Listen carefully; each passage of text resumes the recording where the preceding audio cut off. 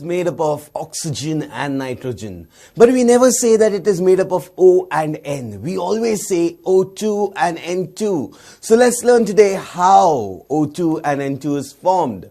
Let's take into consideration oxygen molecule, that is O2. For that, O has to react with O. And the atomic number of O, you know it, is 8. And if it is 8, it is electronically 2,6. Now if it is 2,6, it requires 2 electrons. And it won't get 2 electrons from the other oxygen atom. So what will they do? They will share 2 electrons. To become stable, one oxygen atom shares 2 electrons with the other oxygen atom. And when that happens, this is what you get. So the red dots are representing the electrons that are going to share. 2 from this, 2 from that. So it leaves 4 electrons in the outside of the shared electrons. So 4 in the shared electrons plus 4, 8. 4 plus 4, 8. Therefore, I can say oxygen now has become stable.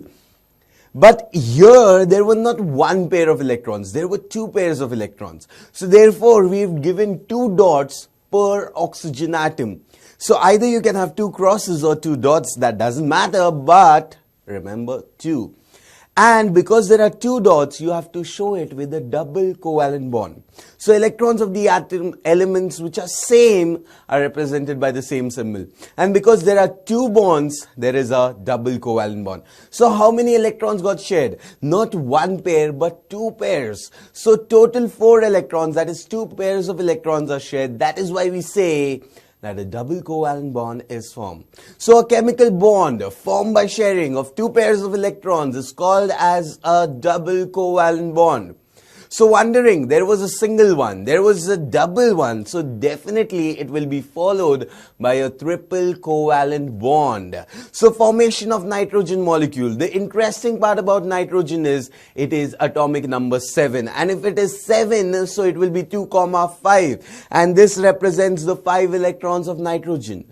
Definitely there will be one more nitrogen having the same amount of valence electrons. Valence electrons, the electrons in the outermost shell. So if it has 5 electrons and the other one also has 5 electrons, what will they do? Will this nitrogen give 3 electrons to this? Impossible, because it will remain unstable. So what do they do? They share 3 electrons. And when they do so, can I say 2 electrons are kept to themselves? 2 electrons are kept to themselves. These 3 form 6, and these are 7 and 8. 6 and 7 and 8. And this is how nitrogen becomes stable, my dear friend.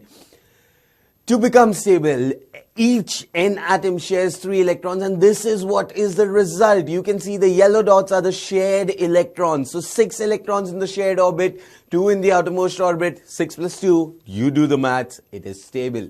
So I can say nitrogen did not share 1 but 2 but 3 electrons. So therefore you can see 3 dots in front of nitrogen. Now when there are 3 dots, definitely because of 3 dots, we are going to show that there are 3 bonds. Now how many electrons got shared? 1, 2, 3, 4. It was a total whopping 6 electrons. So because 6 electrons, there are 3 pairs, and because of the 3 pairs of electrons, we are going to say it is a triple covalent bond. So a chemical bond formed by the sharing of 3 pairs of electron is called as a triple covalent bond. So you might be wondering, do only elements of the same type react with each other? No. We are going to see elements of different type reacting and forming covalent compounds in the next module. Till then, stay tuned.